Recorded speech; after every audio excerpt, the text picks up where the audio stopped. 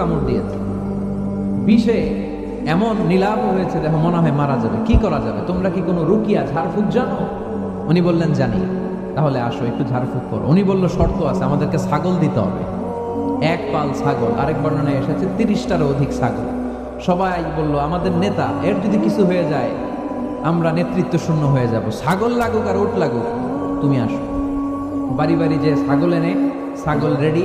সাইয়েদনা আবু সাঈদ আল খুদরি রাদিয়াল্লাহু তাআলা আনহু পড়তে আরম্ভ করলেন, আলহামদুলিল্লাহি রাব্বিল আলামিন আর রহমানির রহিম মালিকি ইয়াউমিদ্দিন ইয়্যাকা না'বুদু ওয়া ইয়্যাকা নাস্তাঈন ইহদিনাস সিরাতাল মুস্তাকিম সিরাতাল লাযীনা আন'আমতা আলাইহিম গায়রিল মাগদুবি আলাইহিম ওয়ালাদ-দাল্লিন। পড়েন আমিন।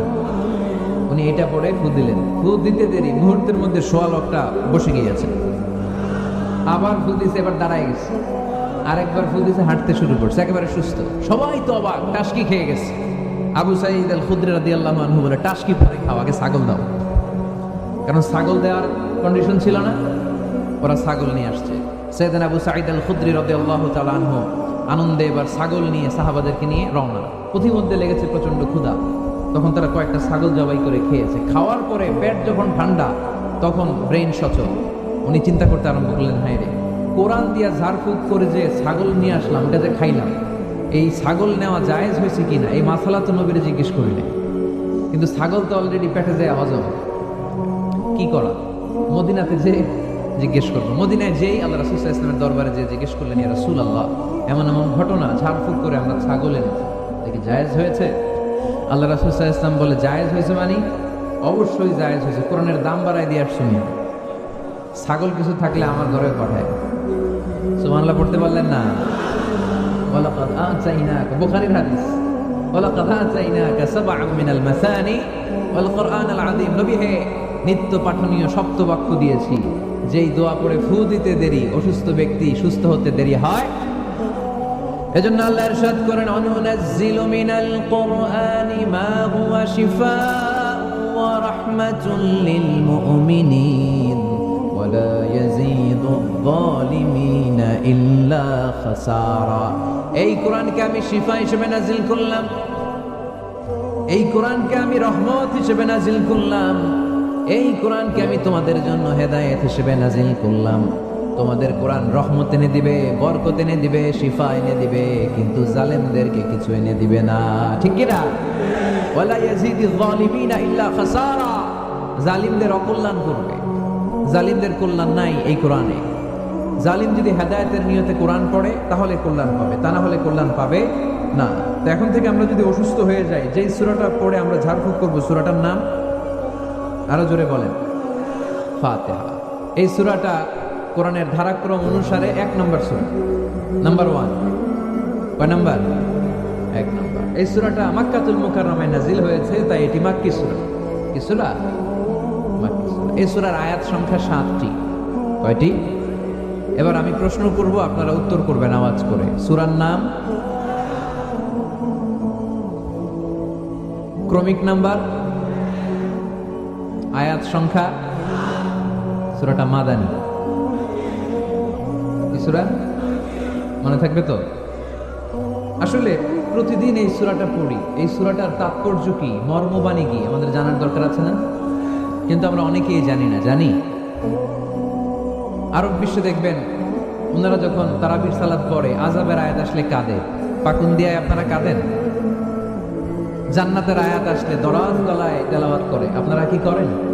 আমরা করি না। কারণ ওনারা কি পড়ছেন সেটা তাৎপর্য আর মর্মবাণী ওনারা অনুভব করছেন। গত বছরের আগের বছর না, গত বছর আমি হজে শায়েখ আব্দুর রহমান আসুদাইসির পেছনে নামাজ পড়লাম। উনি যখন সূরা কুরাইশ তেলাওয়াত করছেন, ফালিয়াবুদু রাব্ব হাযাল বাইত, এটা বলে তিনি কেঁদে দিলেন। কারণ উনি অর্থ বুঝতে পেরেছেন, আয়াতের অর্থ ফালিয়াবুদু রাব্ব হাযাল বাইত, এই কাবা ঘরের মালিক আল্লাহর ইবাদত করো। এই ঘরের রবের ইবাদত করো। আর ওই ঘরের সামনে দাঁড়িয়ে উনি ইমাম, উনি ওই ঘরের সামনে দাঁড়ানো আর করতেছে এই ঘরের রবের ইবাদত করো। এটা যখন অনুভব করলেন উনি আর নিজেকে ধরে রাখতে পারলেন না, উনি কান্না জুড়ে দিলেন। উনার পেছনে আমরাও কাঁদতে লাগলাম, কারণ ইমাম যেদিকে মুসল্লিও সেদিকে, উনিও কাঁদে আমরাও কাঁদি, কারণ অর্থ বুঝতেছি তো। আবার জান্নাতের আয়াত আসলে এমন সুরের ঝংকার তুলে তিনি তেলাওয়াত করে, মনে হচ্ছে যেন এখনই উপর থেকে রহমত নাজিল হচ্ছে, ঠিক কিনা? আমরা যখন তারাবির সালাত পড়ি, আমাদের কখন যে আযাবের আয়াত গেল, কখন যে জান্নাত গেল, আর কোন দিক দিয়ে জাহান্নাম গেল, কোন দিক দিয়ে ইউসুফ নবীর কাহিনী গেল, কোন দিক দিয়ে আমার নবীর ঘটনা গেল, কিছু টের পাই। শুধু আমরাই টের পাই না এমনটা না, যিনি পড়াচ্ছে উনিও টের পায় না, ঠিক কিনা? এজন্য আমাদের চোখ দিয়ে দাঁড় দাঁড় করে পানি নামে না, আমরা অশ্রুসিক্ত হই না। জান্নাতের আয়াত আসলে আমাদের মজা লাগে না, কোরআনটারে মজা লাগাইতে হবে, ঠিক কিনা? বুঝতে হবে মাতৃভাষায়। স্মার্টফোন ইউজ করেন কারা কারা দেখি? ওরে আল্লাহ, সবাই স্মার্ট তো দেখি, এত স্মার্ট মানুষ এখানে থাকে। তো এই স্মার্টফোনের ভেতরে কিন্তু কোরআনের অ্যাপস ডাউনলোড করা যায়। কোরআনের অ্যাপস ডাউনলোড করবেন, করে আপনি পড়বেন, যা বলার আল্লাহ সব বলে দিয়েছে, নতুন করে আর কিছু বলবে না। বলবে এই কোরআন শুরু হয়েছে বিসমিল্লাহির রহমানির রহিম দিয়ে, বা দিয়ে, আর শেষ হয়েছে যে সূরা দিয়ে, সূরাটার নাম সূরাতুন নাস। ওই সূরার শেষ আয়াতটি এরকম, মিনাল জিন্নাতি ওয়ান নাস, শেষে সিন। বা আর সিন মিলালে কি হয়? বাস। এবার বাসে চড়ে কিশোরগঞ্জ শহর যাবেন, এই বাস কি ওই বাস না, এই বাস মানে যথেষ্ট, বাস মানে এনাফ, সাফিসিয়েন্ট। মাঝে মাঝে এরকম হয়, আমরা খাচ্ছি, আমাদের পাতে খাইতে পারি না, আরো তুলে দেয়, কারণ হুজুর একদিন পাইছে, খাওয়াই আজকে মাইরা ফেলে। তো আমরা বলি বাস বাস, আর লাগবে না ভাই, আর পারছি না, বাস মানে যথেষ্ট আমার জন্য। তো আল্লাহ বোঝাতে চাইলেন 30 পারায় যা দিয়ে দিছি হেদায়েতের জন্য, বাস যথেষ্ট, নতুন করে কোনো কথার দরকার নাই। চিল্লায় বলেন ঠিক কিনা? It's a problem solving methodology, it's not a problem creating methodology. কোরআন কখনো প্যাচ লাগায় না, প্যাচ খোলে। এই যে সুতা দিয়ে বাঁধতে গেলে অনেক সময় প্যাচ লেগে যায় না, এটার কি বলেন আপনারা? গিট্টু। এই কোরআন কি গিট্টু লাগায় নাকি গিট্টু খোলে? সমস্যা তৈরি করে না সমাধান এনে দেয়? সমাধান চাও যদি জীবনে মরণে, ফিরে যাও খুঁজে নাও, চোখ রাখো কোরআনে, ঠিক কি না? পড়েন সবাই। সমাধান চাও যদি জীবনে মরণে, ফিরে যাও খুঁজে নাও, চোখ রাখো কোরআনে। If you want the solution this দুনিয়ায় না আখিরা, go back, have a look to the holy কোরআনে, তাই না? সমাধান যদি চাই, চোখ রাখতে হবে কোথায়? নাকি এটিএন বাংলার পর্দায়? আর শীতেছে আগামী শুক্রবার ওই পর্দায়, রঙিন পর্দায়, রূপালী পর্দায়। যেই বইয়ের দিকে চোখ রাখতে হবে, বইটার নাম কোরআন। কোরআন, প্রিফেস অফ দ্য বুক। মানব সমস্যার সমাধান, সব কিছুর সমাধান এই সূরার ভেতরে দিয়ে দিয়েছে কে? এজন্য নতুন করে আল্লাহ কিছু বলবে না। পাকন্দিয়ার ভাইয়েরা, এই মোবাইলের ভেতরে কোরআনের অ্যাপস ঢুকাবো আজকে আমরা, আজকে, কালকে না। যাই লোকজন দৌড়ে আসে, এসে বলে হুজুর কোরআনের কথা শুনে পরিবর্তন হয়েছে, আমি আপনার কোরআন ক্লাসের ছাত্র। ওদিন এয়ারপোর্টে পুরো ফ্যামিলি, বাবা মা ভাই বোন ছেলে পেলে এসে বলে আমাদের পুরো ফ্যামিলিটা আপনার তাফসীর ক্লাসের ছাত্রছাত্রী। আলহামদুলিল্লাহ ওয়া শুকরুলিল্লাহ, লা ফাখর, লা ফাখর, কোনো ফখর নাই এতে, শুকরিয়া একজনের, তিনি কে? তাহলে প্রতিদিন কোরআন পড়বেন তো? সূরাটার নাম সবাই বলেন আরো জোরে। আয়াত সংখ্যা মাক্কি না মাদানী?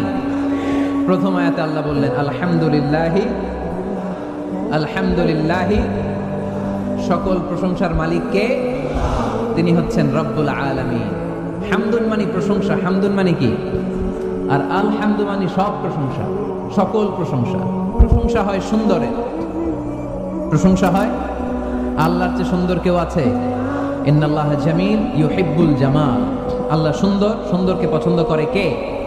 দুনিয়া সুন্দর, মানুষ সুন্দর, আসমান সুন্দর, জমিন সুন্দর সুন্দরে সুন্দরে পাল্লা, জানি না কত সুন্দর তুমি আল্লাহ, জানি না কত সুন্দর তুমি আল্লাহ। সুবহানাল্লাহ পড়ে। আল্লাহর এক নজর দেখার জন্য আমরা পাগল হয়ে যাব কিয়ামতের দিন। সব জান্নাতীরা বসবে, আল্লাহ বলবে, এই জান্নাতীরা, কোরআনে যা যা কমিটমেন্ট আর প্রমিস দিয়েছিলাম যে তোমাদেরকে দিব, সব পাইছো? সবাইকে পাইছি। একজন পিছন থেকে দাঁড়ায় বলবে, একটা পাইনি। কি পাও নাই? আপনারাই তো পাইনি, আপনারাই তো দেখি নাই।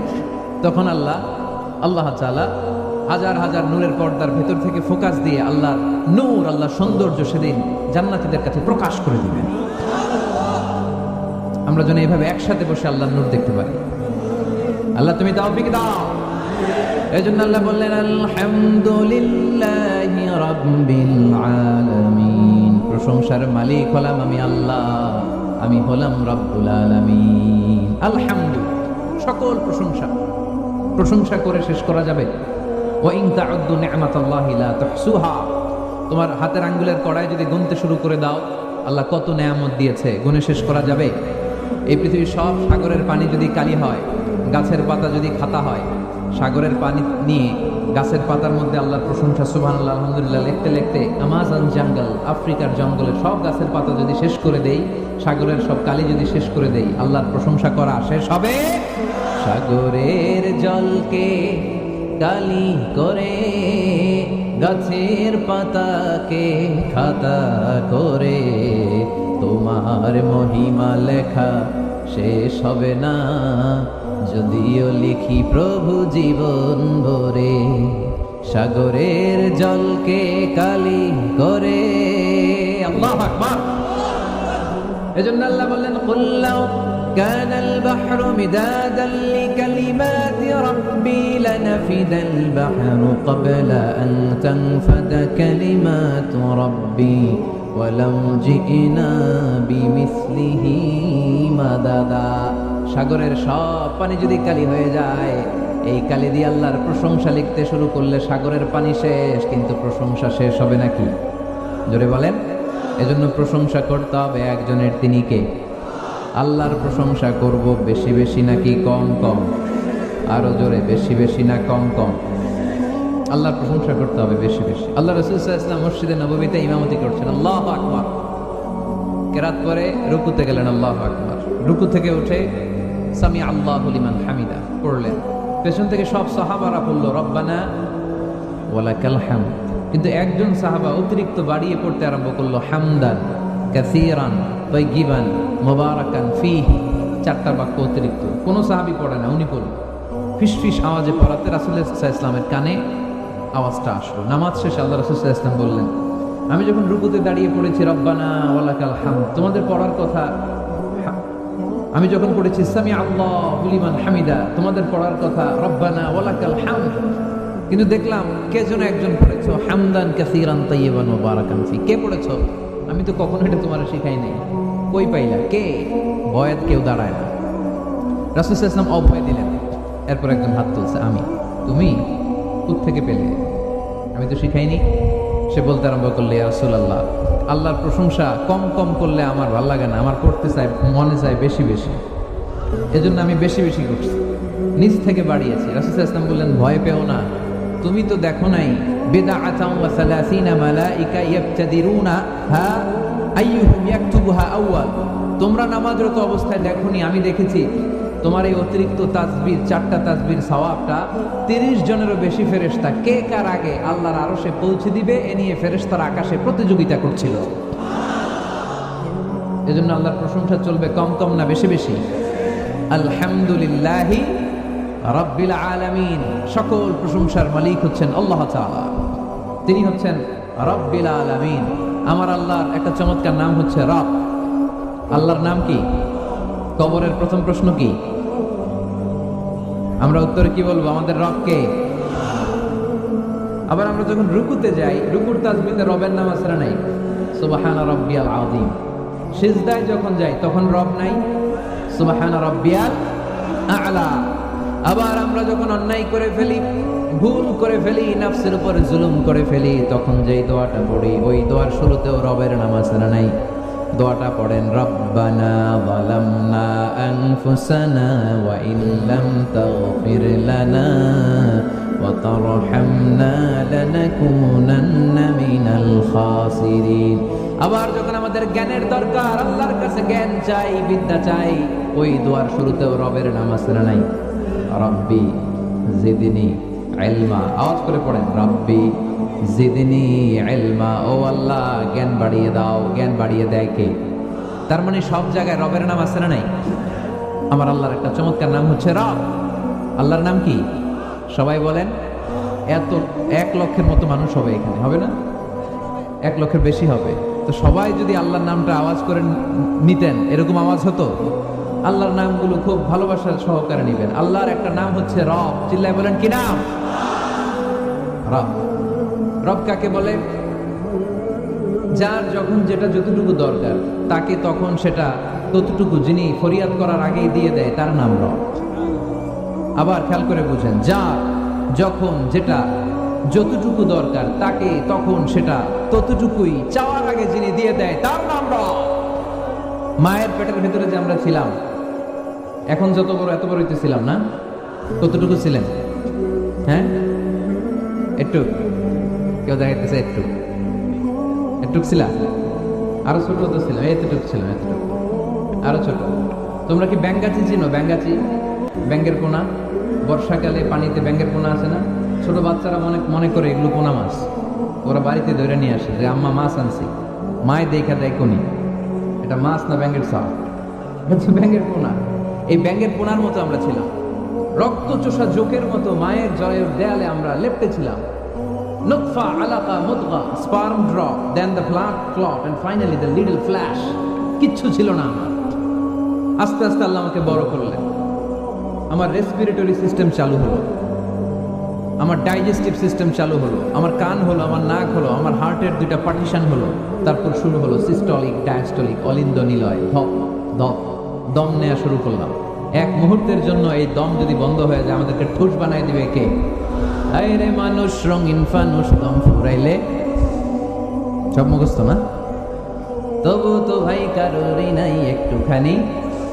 আরে মানুষ রঙিন ফানুষ, রঙিন ফানুষ, আরে মানুষ। ঠিক কি না?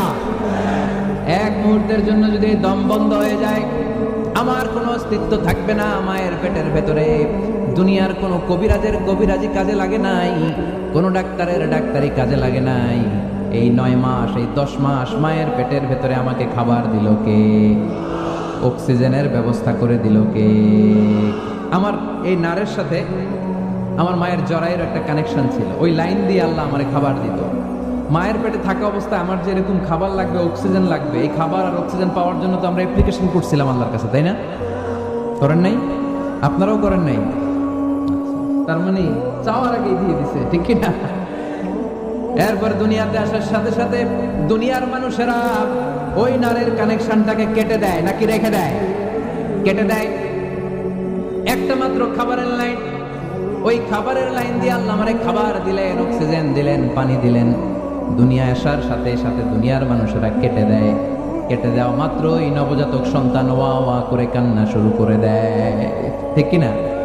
আমরা শুনি ওয়া ওয়া, আসলে সে আল্লাহর কাছে ফরিয়াদ জানায়, কেঁদে কেঁদে বলে, আল্লাহ একটা মাত্র খাবারের লাইন ছিল, ওইটা দিয়া আমার নাভির সাথে মায়ের জরায়ের কানেকশন করে 10 মাস তুমি খাবার দিলা, পানি দিলা, অক্সিজেন দিলা। দেখো দুনিয়ার মানুষ কত নিষ্ঠুর। একটা খাবারের লাইন ওইটাই কেটে দিছে, আমি খাবো কি? আল্লাহ বলে, নো টেনশন, যে আল্লাহ মায়ের পেটের ভেতরে গোপনতম প্রকোষ্ঠে তোরে খাবারের ব্যবস্থা করেছি, ওই আল্লাহ এখনো আছে না নাই? খাবারের লাইন ছিল একটা, ওইটা কেটে দিয়েছে। এখন দুনিয়ার বুকে তোর মায়ের বুকের ভেতরে আমি খাবারের 2টা লাইনের ব্যবস্থা করে দিলাম। চাওয়ার আগে যার যা লাগে যিনি দিতে পারেন তার নাম রব। দুনিয়াতে এসে মায়ের বুকের দুধ খেতে শুরু করলাম। দুধ খাইতে কি দাঁত লাগে? দাঁত লাগে না, দাঁত দেয়ও না। বয়স আমার বাড়তে শুরু করলো, সময়ের বিবর্তনে, কালের আবর্তমানে আমার বয়স 2, 3, 4। এখন তার দুধ খেলে চলে না। এখন আমার মাছ খেতে হবে, গোশত চিবোতে হবে, হাড্ডি চুষতে হবে। দাঁতের দরকার আছে না নাই? যখন দাঁতের দরকার ঠিক তখনই দাঁত দিল কে? এই দাঁত সময় মতো পাওয়ার জন্য কারা কারা আপনারা অ্যাপ্লিকেশন করছিলেন? অনলাইনে অ্যাপ্লিকেশন করছিলেন? যে আল্লাহ বয়স যখন 2-3 তখন কিন্তু গোশত চাবাবো